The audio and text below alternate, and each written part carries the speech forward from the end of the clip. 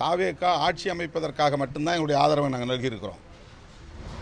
நாங்கள் 2 சீட்டில் ஒரு ஆட்சி அமைய முடியாமல் போயிடக்கூடாதுங்கிறதுனால, பிரசிடென்ட் ரூல் இங்கே வந்துடக்கூடாதுங்கிறதுனால, மறுபடியும் ஒரு தேர்தல் வந்துவிடக்கூடாது என்பதனால எங்கள் கூட இருந்த கட்சிகள் காங்கிரஸ், இடதுசாரிகள் இவங்கெல்லாம் ஏற்கனவே அவங்களுக்கு ஆதரவை நல்கியிருக்கிற சூழலில் 2 இடங்களால் ஒரு ஆட்சி அமைவதை விடுதலை சிறுத்தைகள் தடுத்துவிட்டது என்ற குற்றச்சாட்டு எழுந்துவிடக்கூடாது என்கிற பொறுப்புணர்வோடு நாங்கள் அந்த முடிவை எடுக்கிறோம் என்று நான் வெளிப்படையாக சொல்லிவிட்டேன். வெளியிலிருந்து ஆதரவு, அன்கண்டிஷனல் சப்போர்ட், எந்த சூழலிலும் நாங்கள் அந்த அமைச்சரவையில் இடம்பெற மாட்டோம் என்பதை ஏற்கனவே நான் சொல்லியிருக்கிறேன்.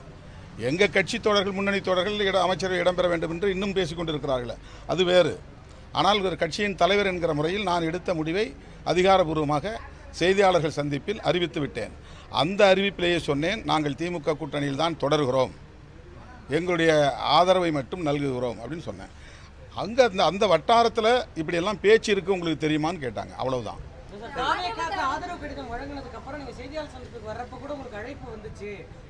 அதாங்க, அது நான் யாராவது அதிகாரப்பூர்வமாக அழைச்சாங்க சொல்கிறேன். யாரோ பேசுகிறாங்க, வெல்விஷஸ் பேசுகிறாங்க, மீடியேட்டர்ஸ் பேசுகிறாங்க.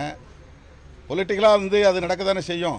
அவங்கவுங்களுடைய சர்வைவில் இருந்து தானே அவங்கவுங்க சிந்திப்பாங்க. அப்போ அந்த மாதிரி ஒரு குறிப்பிட்ட கட்சியினுடைய தலைவர் என்கிட்ட பேசினார், அல்லது அவர் பேசினார், இவர் பேசினார்னு எங்கேயா சொல்லியிருக்கேன்னா, காசிப்ஸ்